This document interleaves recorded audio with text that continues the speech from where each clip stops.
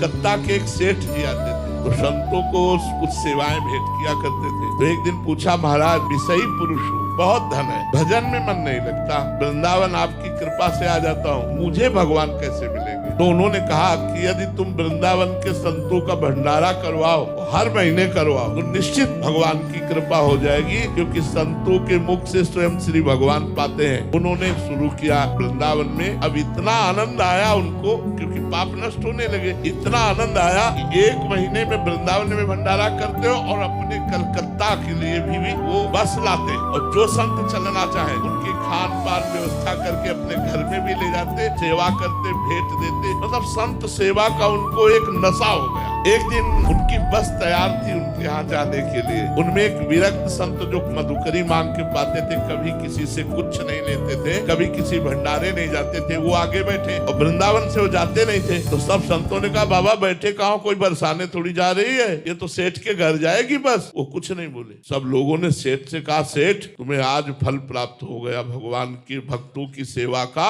ऐसे विरक्त महापुरुष और मनमाला चला रहे हो, गाड़ी में बैठे गए, वहां पंगत पाई। सेठ को पहले ही सब संतों ने बता दिया था कि वृंदावन से बाहर नहीं जाते, पता नहीं कौन सा तुम्हारा पुण्य उदय हुआ कि तुम्हारे घर आए। वो सेठ गए, प्रणाम किया साष्टांग, और कहा, प्रभु आज हम पर कृपा हो गई। उनका चल वृंदावन, बस इतना कहा, चल वृंदावन। तो ये समझे नहीं पाए कि हम तो वृंदावन से ही लेवा के लाए हैं, वृंदावन तो आते ही जाते हैं, बस चुप, इतना ही कहा, चल वृंदावन। और बस गाड़ी में बैठे और चले आए। 2-4 दिन हुए कि एक लड़का था पूरे साम्राज्य का मालिक, एक्सीडेंट में मारा गया। जो ही लड़का मारा गया, घोर दुख। जब ये सब वैभव किसके लिए? तब उन्होंने मन में विचार किया कि भगवान, हम तो सुना था कि आप संतों की सेवा से प्रसन्न होकर के सारे दुख मिटा करके हमें भगवत प्राप्ति कराओगे, और संतों की सेवा सुना था इतने विरक्त संत आ रहे, ये सुख दिया आपने। उन्होंने सब संपत्ति को जो चैरिटेबल है उनमें बांट दिया, और अब कहा कि अब जीवन किस काम का। पति और पत्नी वृंदावन आ गए और बास करके नाम जप करने लगे। फिर एक दिन संत मिले, बोले आ गया वृंदावन? बोले महाराज पूरी तरह से आ गया, अब कहीं नहीं जाना।